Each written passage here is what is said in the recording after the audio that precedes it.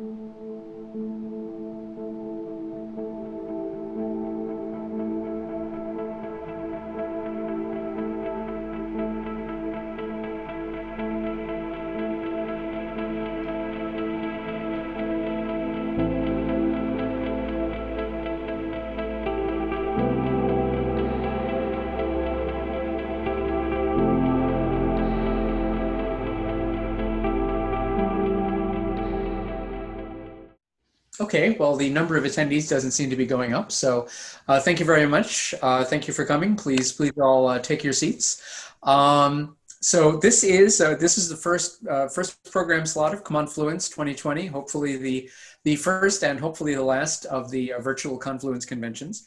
And this panel is called Workshop Matchgame. With so many writing workshops available, how do you find the right match for your needs? And this is being recorded, so everybody be on your best behavior. And I'd like to ask the panelists to introduce themselves, beginning with Tammy Pierce. I'm Tamora Pierce, Tammy. I am most known for writing YA fantasy set in one of two universes with groups of characters appearing in each separate smaller series within the whole. I'm a cat lady. I have a sort of a notorious way of saying the wrong thing at the wrong time, and I'm happy to be here. Thank you. Marie? Hi, I'm Marie Vivert, and I write science fiction. I've sold about 68 short stories. Yes, I'm counting. Plus a novella, and I have a novel coming out next year. And I've been in a writing workshop since I was 16. So I tried to start a workshop and it failed, and I've started a workshop and it actually kind of worked. So I have a lot to say, I think. Okay. And I went to Clarion too. That one also counts. Okay, thank you. Michael? Hi, everybody. I'm Mike Arnzen. I teach in the MFA program in writing popular fiction at Seton Hill University. We have had many faculty that would be familiar to you guys, including our own Tobias Buckell, who's in the room right now. I've been around, I recognize the panelists. I've been coming to Confluence for a long time, and it's cool to come to this Zoom session version. And I've actually taught at Alpha with Tamora and David, and I think Toby as well. Boy, it's been many years. So anyway, I write horror fiction mostly, and I tend to teach that at the program at Seton Hill University. But I've also taught at Odyssey, which is another option for people that might be familiar to some of you. And we can talk about that later.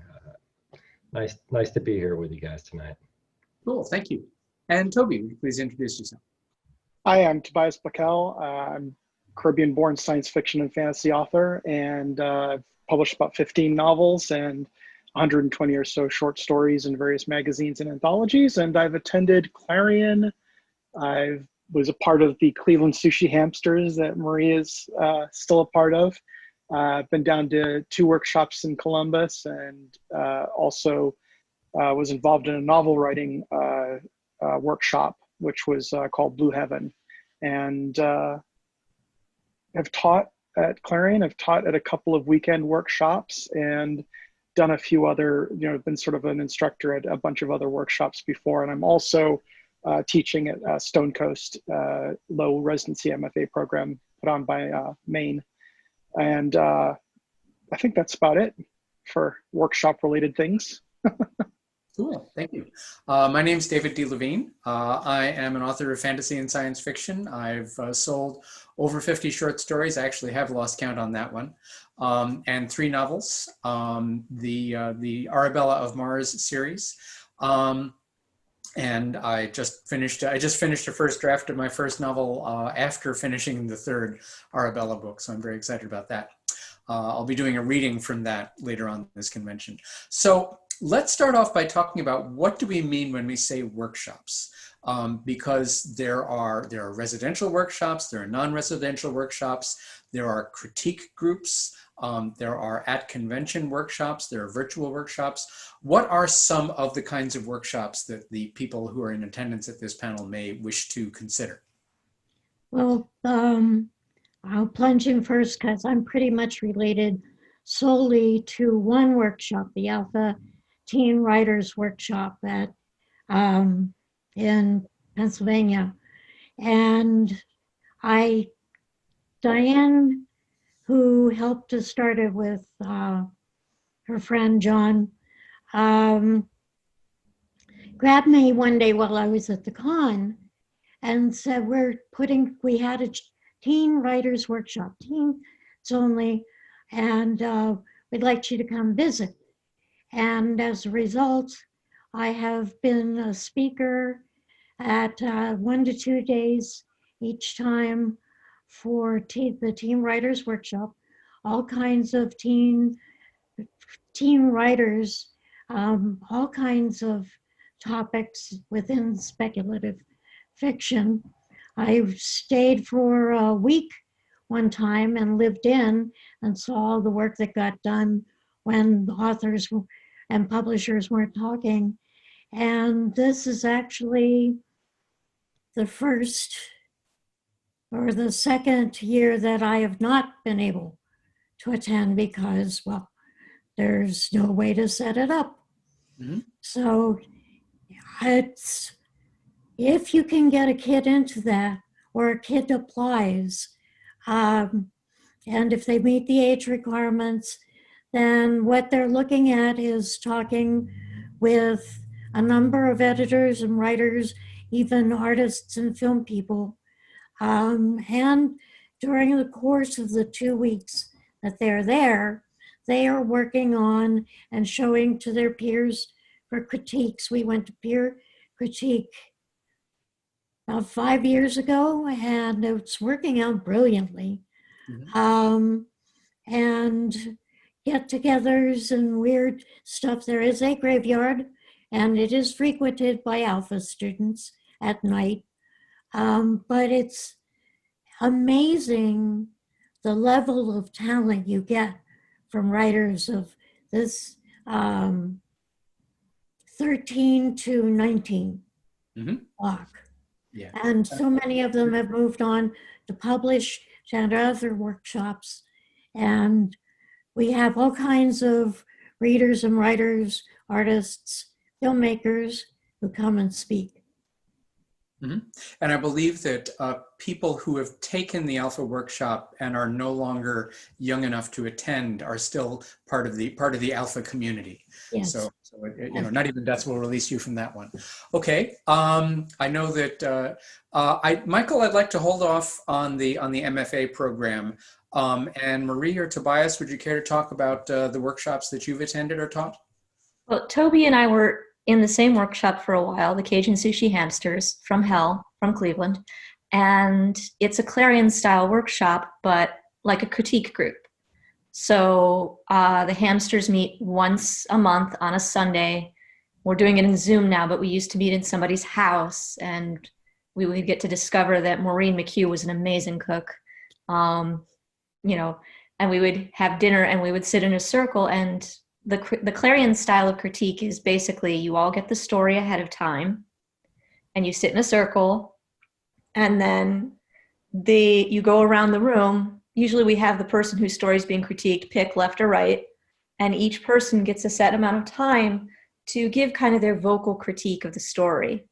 And it'll go around the room. There's no crosstalk. The author says nothing until it's ended, and then the author can say, okay, thank you guys. I see what I left out. Here's an answer to that factual question that you guys were wondering about. Stuff like that. The way it changes in Clarion itself, in Clarion and Clarion West, which are, pay to go to residential workshops that last for 6 weeks, is that there's also an instructor in the room. And at Clarion, the instructor goes last, before the author rebuttal, and gets to talk as long as they want. And you usually want them to talk as long as you want. I think the Clarion style is a great style of critique. It can be a little intimidating to people who aren't used to it. Toby, you got anything to add? Yeah. That about sums it up. Yeah. Well, I'd like to point out that that Alpha and Clarion West all take place in a specific time in a specific place, whereas the Cajun Sushi Hamsters are an ongoing thing that happens month after month after month. And there's an application process for Alpha and for the Clarions. How do you join the Cajun Sushi Hamsters? You submit 2 short stories, and the members of the group read them, and we have and we meet and we chat about it, and then we vote yes or no. Okay. Okay, thank you. Toby, I stepped on your line, sorry. No, you're fine. It's no, everything is as you said. I've been in a monthly workshop that's very similar to Cleveland Sushi Hamsters down in Columbus, and it's not pretty much the same experience. A lot of the kind of vibe depends on who all is attending. So Cajun Sushi Hamsters has a lot of professional writers up in Cleveland who sort of add a lot of wisdom to the entire critique circle. And I've been in a couple where everyone was roughly at the same point, which was pre-published, that were pretty rough around the edges in terms of like the advice that was being given. And I've also created a smaller one of just people who were previously published as in professional venues, and that was also really interesting for how much we all brought to the table and critiqued each other. So yeah, it's something you can set up yourself, or you can go to where the experts are, or you can pay to go to a specific 6-week, 1 week, or weekend retreat. Viable Paradise, I think, is just a 3-day weekend. Odyssey is a 1-week workshop. So depending on how much time you have, Clarion is 6 weeks. So you have to look at how much time. Not everyone can get 6 weeks, but maybe you can get a week. Maybe you can get 3 days, and you can kind of target the paid ones that you go to accordingly. Mm-hmm. Yeah, that's why Viable Paradise is called that, because it's much more viable to attend a 1-week workshop than a 6-week workshop. Okay, and then, yes, please, Marie, sorry. Another thing is you might want to look at public community programs. Here in Cleveland, the local libraries have an amazing series of writing workshops, which are very popular. Several of my friends have gone to them, where they have someone from the community who comes to the library and teaches for 4 weeks, 3 weeks on Tuesday nights, or it's every Sunday in October or something like that. And they broke those into beginning, intermediate, and advanced, although one of my friends complained that the intermediate class was full of women who should have been in advanced and men who should have been in beginner. But Thank you. Okay, and Michael, if you would please talk about the MFA program that you're part of, and any other workshop classes that haven't been mentioned yet.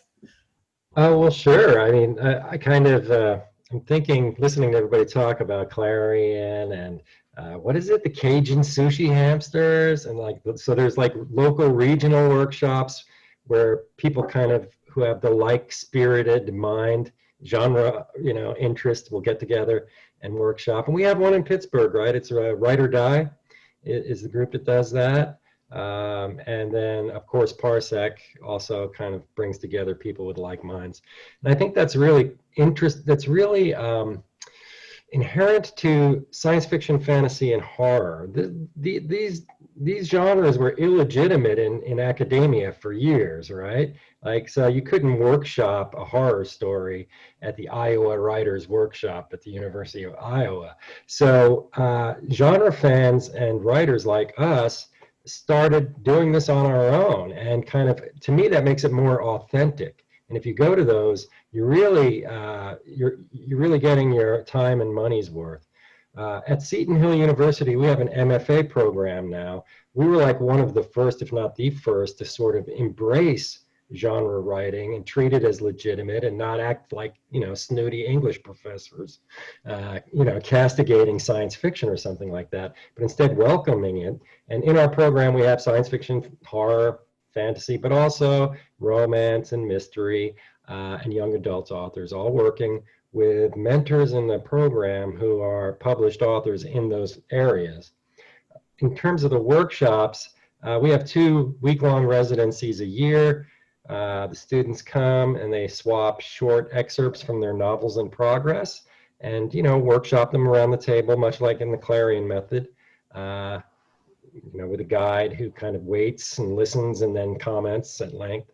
And also students work in between residencies with a critique group, like 2 or 3 other writers in the program, usually in their own genre, and also a mentor or thesis advisor, basically, who's critiquing their novel as they work on that along the way. And I think that's what makes our MFA program distinctive, actually, is not just that we embrace genre writing, but that we focus on novel length work. And you get to workshop your whole novel, essentially, over the course of a year and a half, 2 years.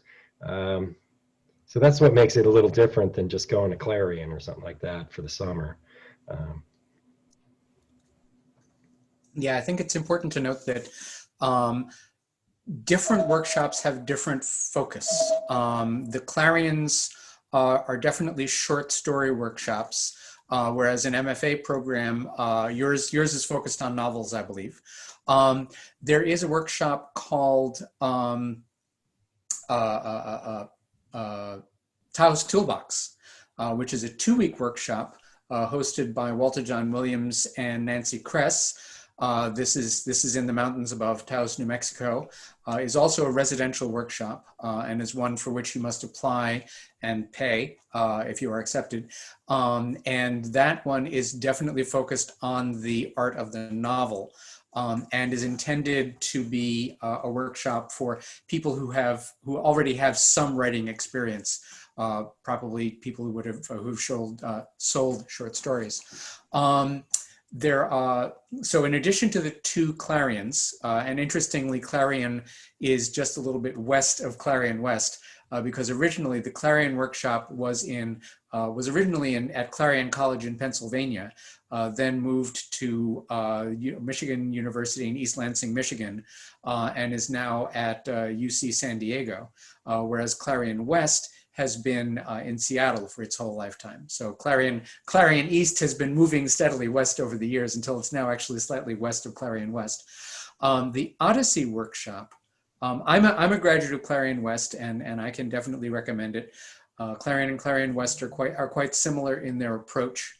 But Odyssey, each of them has 6 weeks, 6 different instructors. So you'll be with the same group of 17 to 20 students for the 6 weeks, but you'll have a different guest instructor come in, and they're all professional writers and editors. Whereas Odyssey has a slightly different structure. And I believe, Toby, you've been to Odyssey or have taught there? No, I have neither been there nor taught there. Okay. Anybody here have direct experience? Well, I did teach there, and what they did was they brought me in for a weekend. Where I had critiqued short stories that they had written that week, and then gave a lecture for another day. Actually, 2 lectures. It was really grueling, actually, the amount of work they gave me to do. It's run by Jean Cavalis, who used to edit at Dell Books. She was actually my editor for my novel Grave Markings for the Dell Abyss line way back when. And so she knows her stuff, and she brings in a seasoned writer who actually stays in residency, I think, for maybe a couple weeks. But then there's like 2 or 3 guests that they bring in over the course of time that they're run. Nowadays, Odyssey actually has an electronic online edition that they do. And that's not just because of the pandemic. They've been doing it for a little while. So I recommend people look into their website and think about whether that's a viable option for them. Yeah. And of course, most of what we know about workshops, and we're talking about both workshops that you can pay to attend and go to in a particular time and place, and workshops that are going on continuously, like the Cajun Sushi Hamsters.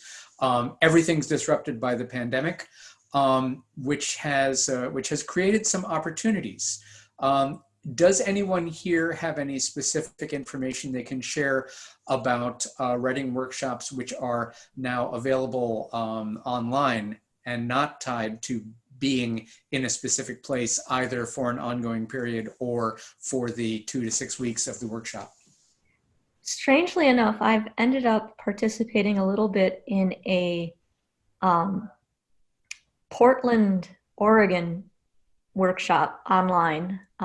They've been running write-ins. Like it's supposed to be like, it's probably like 5 p.m. for them, but it's like 9 p.m. for me on Monday nights. And Yeah. yeah, a lot of the Nebula Awards, after the Nebula Awards happened, the Slack channels for the Nebula Awards are still running, and they have a writing critique partners. What did they call it? They actually had, I think they actually did call it critique partners match dating. So that's still going. Yeah. Is that the one that you just mentioned, the Monday? Is that hosted by Curtis Chen? Yes, Curtis Chen. That's how I found out about it. Yeah, I have not been attending that one. Actually, Curtis is a friend of mine, but I haven't been attending that one because I have another ongoing event on Monday evenings, have had for years. So yeah, so even though we're no longer quite as limited in space, there's still only 24 hours in a day. Okay, and also one class of workshop that we haven't mentioned yet is the at convention workshop. Typically, people attending science fiction conventions, the convention may choose to host a workshop that just runs for a couple of hours during the convention. Typically it's held like right at the beginning or right at the end, or sometimes in the middle, where you'll get a group of people together just for those few hours, and they'll critique each other's workshops. They'll critique each other's manuscripts. That'll be limited to a certain number of people in the room at the same time. And typically each of those will have one instructor or moderator who is a more experienced writer, and the rest of the slots are open to anybody that chooses to bring in a manuscript. I find that it's very valuable to be in a group where either everybody's pretty much operating at the same level, or there's one person who is the acknowledged leader of the group and moderator who's guiding it. When you have a workshop where the level of experience is very variable, then people are going to bring different things to it and take different things away from it. Not necessarily going to be a smooth process for everyone. I have certainly found myself having to leave existing ongoing workshops when I found that, for example, what I was getting out of the workshop didn't match what I was delivering. I had become the outlier, and I was no longer a good fit for anyone, so I moved on. Have I forgotten any broad classes of workshop type? We got the 6-week workshop, the 2-week workshop, the at convention workshop, the online workshop. Casual critique groups. So I have another workshop I belong to that's just 5 ladies. And the way I think that it's different from the hamsters is that we have no structure to our meetings. The 5 of us meet. We used to meet in a coffee shop. Now we meet on Zoom, and there's no taking turns, and we just discuss as long as we feel like discussing whoever's work we read that week. So you're not exchanging critique. It's just sort of a meet and greet session. I like to think of it as a writer's self-help group. Writer's support group. I mean, we talk about what we're working on. We talk about how much we've written. We hold each other accountable. Like, hey, weren't you going to have that story done by last month? That kind of thing. Yeah, and that social aspect of a writers group is really important, because this is an activity which is done solo for the most part. It can be extremely isolating, and so it's good to get together for people either to exchange critique or just to exchange mutual support. And something that is happening right, I'm seeing a lot of it right now, is people are doing write-ins where you're not really exchanging information so much as they're socializing, and then it's just an opportunity to sit down together and write, which is very motivating for me. I feel that I'm missing an entire class of workshop. Oh, well, then you've got the specifically constituted weekend workshops where it's not so much that you're attending a workshop with an instructor like Alpha or Clarion or Odyssey, but that you're explicitly coming together in one place to do intensive critique for a period of more than just a couple of hours. It could be anything from a weekend to a week. I know that a couple people mentioned Blue Heaven, or one of the heavens. Was that Toby? Was that you? Yeah. Yeah. Talk about how that one works, and how do people find out about these, and how do you join? Well, Blue Heaven isn't really a join thing. It's just basically back before any of us were known by anybody. All three, Charlie Finley and Paul Malco and I, were writers down in Columbus who'd published some short stories and were getting ready to sort of start on novels. So we kind of got together and put our heads together, and we're like, what do you do? You can't, it's hard to run a novel through a month-by-month workshop. It's hard to kind of find the time that a whole novel needs to sort of have a face-to-face critique. So what do you do? And Charlie Finley came up with this basic structure idea of doing sort of 4 days of kind of, you have the first 50 pages of your novel critiqued by everyone there, 12 to 14 people, just classic Clarion style, where everyone sits in a circle and everyone's read the first 50 pages of every single novel of the group. And then the next 4 days are 2-on-1 sessions where 2 people will have read the entire novel and critique your whole novel, so that any obvious structural difficulties or things like that are kind of paid attention to. And it's kind of a useful little hybrid there, because the agents and readers and everyone like that will give you, you have to get them hooked within 50 pages. So if you get 50 pages and everyone reads 50 pages, you get a really good sampling of how everyone reacts to the novel and whether it hooks people in. And then, the two-on-one kind of gets you like, did I pull it off, for the rest of the book? So it's a really effective way of kind of like getting 14 different kind of compass points, bearings, and then like 2 really deep, critiques of the entire thing. So we've been doing that since like 2003, I think. And so it was just, I know a lot of people are like, how do we apply to get in, or how do we get in? And it's just like, no, it's just a bunch of us that we were the kids in the corner of the room that kind of got together and were like, well, let's go do this thing. And we published how we did it. It's on Charlie Finley's website, the Blue Heaven, explanation of the workshop. So like anyone could grab it and go do it. No, we weren't published novelists when we started. So it's a straight up formula that anyone can grab, and few have. Yeah, I've attended, I think 3 weekend or week long gatherings of that sort, where it's basically just a bunch of writers who know each other. We kind of, you kind of ask around your writers community and say, okay, who thinks they can have a manuscript ready to critique by August or whenever. And then those people who are able to do so, we would rent a beach house and get together and do exactly that. And a lot of these things have names which are derived from Blue Heaven. I went to one called Coastal Heaven. There was one called Blue Horizon. And this is the sort of thing where there's no instructor. There's not really anybody in charge, although there usually has to be one person who signs the lease on the beach house and collects together the manuscripts and kind of acts as a whip to keep everything going. You don't have to have one person be in charge of that, but it helps. And for all of these things, you can find out about the existence of something like Alpha or Clarion by looking in the science fiction and writing related publications and websites, because they do tend to buy ads and the program books of science fiction conventions. But a lot of it is just word of mouth. You have to ask around your local writers community. Tamora, you've had your hand up. I'm sorry. Yeah. Well, I was going to say the one thing I didn't cover before was the change in the formula and the way things were run over the years, because I've been at Alpha for 13, 14 something years.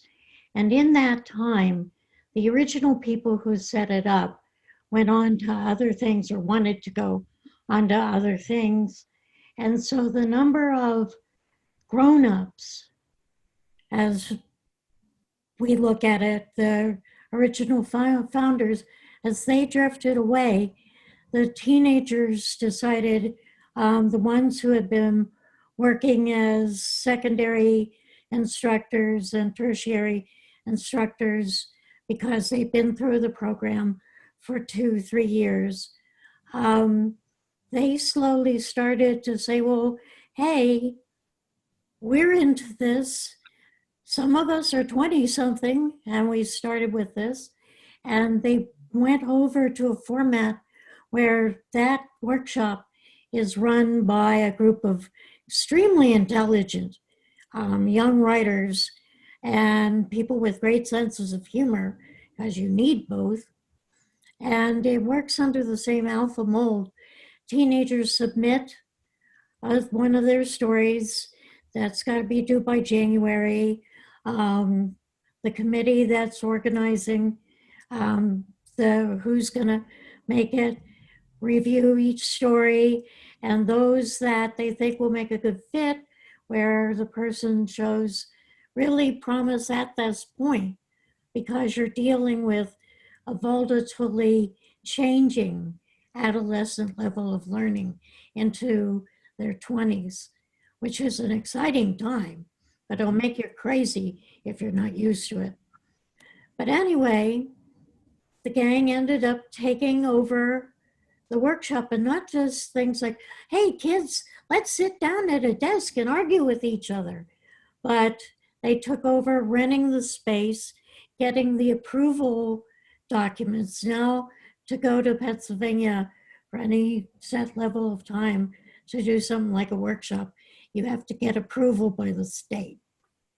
And they worked to continue bringing on writers, editors, directors, some of them, and space them out over the course of time. And generally the beginning of the day is when we heartlessly drag everybody out of bed and down to hear the guests who have come to talk for a couple of days.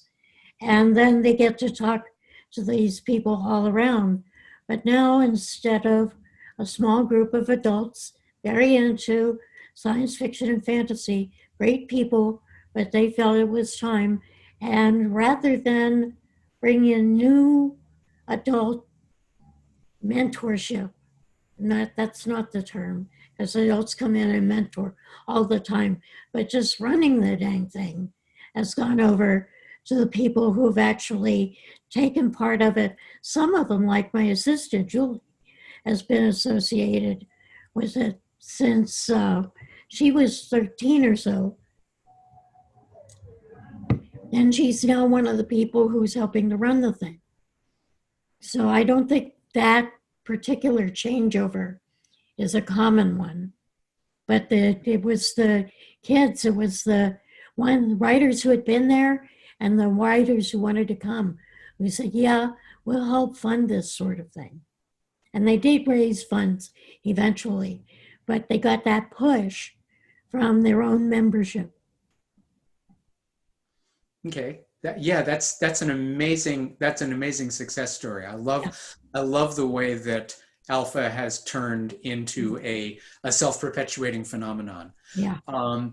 The story, this isn't really the time or place, but I just ought to mention that Clarion and Clarion West, although they both use the same model of a 6-week program with 6 different instructors and using the Clarion style of critique, which is also known as the Milford style of critique, but they have very different business models. And Clarion is funded by being part of an educational institution, currently UC San Diego, previously Clarion College or the University of Michigan, whereas Clarion West is funded by the community. And so the different funding models give them a very different backstage vibe, even though the students' experience at both is similar. Okay, yeah, this is, okay, so it's time, I think it's time to open for QA, unless any of the panelists have anything more to say.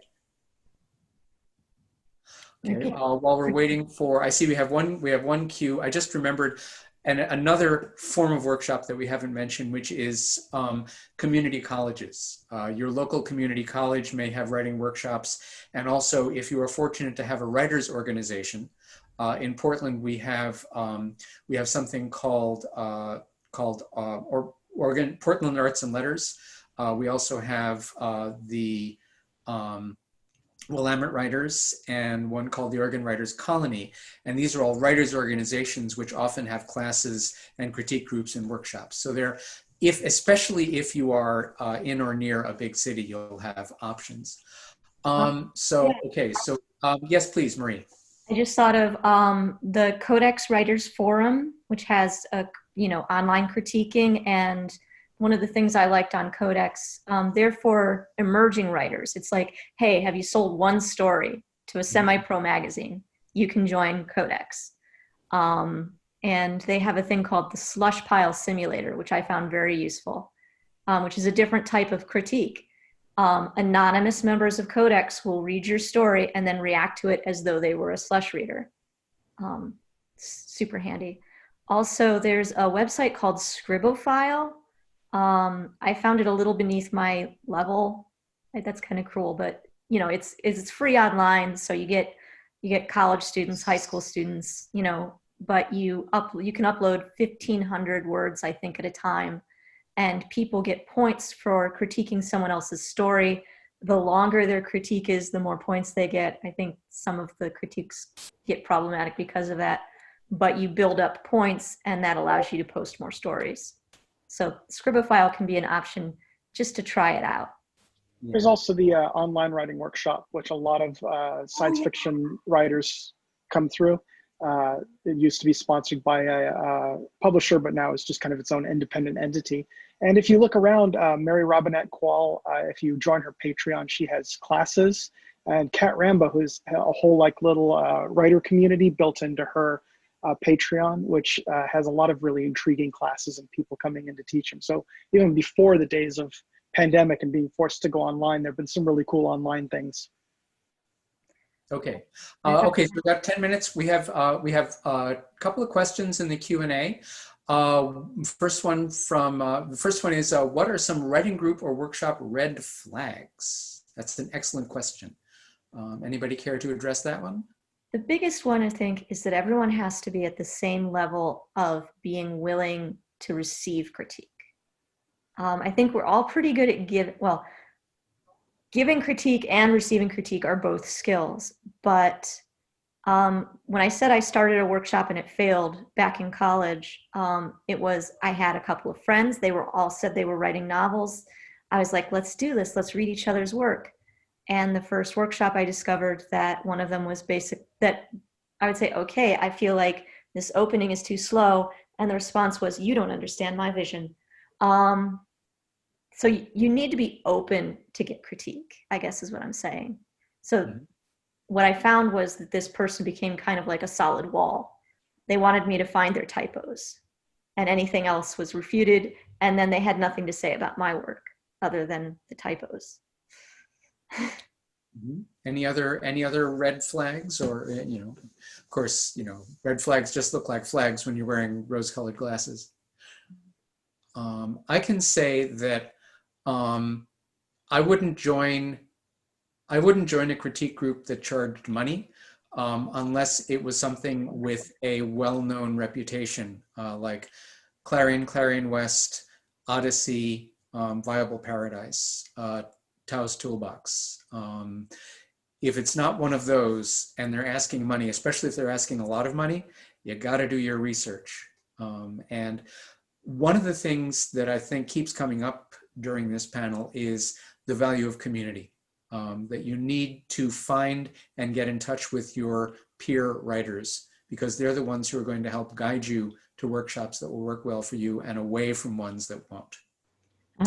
See, my experience is very different. Please. There was writing class in college, but the feedback I got there convinced me not to take any more writing classes and not to share my work with anybody but my editors and my publishers for years and years. I like the way Alpha does it because they have restraints on, they don't get to score goody points off each other. And that's something they came up with. It was the first time I ever felt like, yeah, I could come here as a younger person. I could come here with my teenage daughter, and I would not worry about their self-esteem getting ripped to shreds at this one. The overall view and approach is positive and not the rip it to shreds and call it critique folks I ran into when I was younger. Mm-hmm. Yeah, that's really important, is vibe. Yeah. Dave, do you mind if I chime in? I was going to say that it's really important, I think, to continue to work with the people you workshop with after your workshop is over, if they're like in tune with your vibe, you know, they're working at the same level, they get what you're trying to do, they offer concrete advice that's useful for revision, which is the whole purpose of this. Then you want to bond, you want to make friends with these people and continue it afterwards. Yeah. And then you can take your own, you know, you can go, like David was saying earlier, you can go rent a beach house. Like there's one I would recommend, it's called the Broadkill Writers Resort. You can like rent it for a weekend with your friends, and it can house like up to 6 people, I think. And you can like do your own workshop, you know, or do it obviously online or whatnot. Cool. Okay, and there's one more question in the Q&A. How do you give could comments or critique? I think, Marie, I don't think we've heard from you in a moment. Yeah, I have a lot to say about this. I think much like a good romantic relationship, it's about consent. You have to, consent and communication, you have to set the boundaries from the beginning. So one thing I've learned over the years is when people who I'm not critiquing with usually, because like I said, Tammy's right. The Cajun sushi hamsters are a bunch of vicious beasts, and we will tear your prose apart. And I joined as a child, and I'm just used to that. So I have to tell people, what level of critique are you looking for? How much feedback are you looking for? And then I have to focus as a critiquer, not on how I would write the story, but on how I am reacting to it as a reader. And phrasing your critique in terms of symptoms, not diagnoses. Say, I'm losing interest here. It's about me. I'm not going to say, cut this paragraph, right? That's a diagnosis. I'm saying, here's the symptom. Mm-hmm. Yes, definitely. Okay, the time has come for us to wrap up. So I'm going to start at the bottom of my screen. Michael, any closing comments? I guess I'd just echo what Maria was suggesting, which is that when you go to a workshop, no matter what level it is, whether it's paid, free, friends, colleagues, or with somebody who's famous, really what's happening is that you're learning not how to write, but how people read you. And you kind of learn to kind of shape your own writing to reach readers. So it's really all about hearing how people read your work and how they respond to it. And so if anybody in a workshop starts chiming in with like the rules, I automatically shut them down, because it's not about the rules. It's not about learning how to write. You do that on your own through practice and revision. What you're really getting from a workshop is learning how people read you. And that's you can't get that anywhere else except through an editor. So I highly recommend them, especially if you're just getting started as a professional writer. Thank you. Toby, closing remarks? Yeah, so in used to be said there was this like 10,000 hour rule, right? You know, it takes 10,000 hours to become a master of something, but it's actually not quite true. It's 10,000 hours of mastery with feedback from a coach that makes you a master at something. And so as Michael was saying, that one of the things workshops let you do is rapidly prototype and get feedback with a kind of external coaching mechanism, right? It's just a very quick way of you thinking you wrote something that works and handing it to some people and having them all tell you whether it landed or not. Because writing in many ways is like playing this giant game of battleships where you kind of like go, you know, F7, and you kind of wait to see if everyone like said, you hit my battleship or no, you know, because you can't really quite tell for a long time when you're starting out whether or not you're landing shots. So it's a really great way of just kind of like, you know, doing that, as well as kind of holding yourself to account by turning in something, you know, once a month or so. But also, plenty of people become published without ever having gone through workshops, and it's just fine as well. There's no requirement. It's not something you have to do. It's just something that a lot of people do, particularly if you like being around lots of other people. But if you want to stay in your basement and never come out and write your stories, that's just totally fine. And there are many writers in the field who are successful who have done just that. So it's, you know, there are many different paths. Okay, Tamara, brief closing remarks? No, I was just saying, yep, that's me. Okay. All by myself. Okay, Marie, closing remarks? You're muted. I'm muted. No, I think I covered the most important things, which is that, you know, you learn. For me, I think we haven't talked about is you learn as much giving critique as receiving. Absolutely. I think a lot of us, we think about it as like a transaction, like, and I see a lot of people, this is another red flag, when they show up to the workshop and they're like, here are my 500 pages, I will expect your feedback in an hour. And they don't, but no, you learn from giving as much as you do from getting. Yep. Yes. And actually, I think one of the main benefits that we get of giving critique in groups in person is you get to see other people's critiques of something that you yourself have looked at. Okay, so thank you very much. We're out of time. There's a link to the Discord, and I think we're done. Thank you. It was great. Good to see you, Tamara.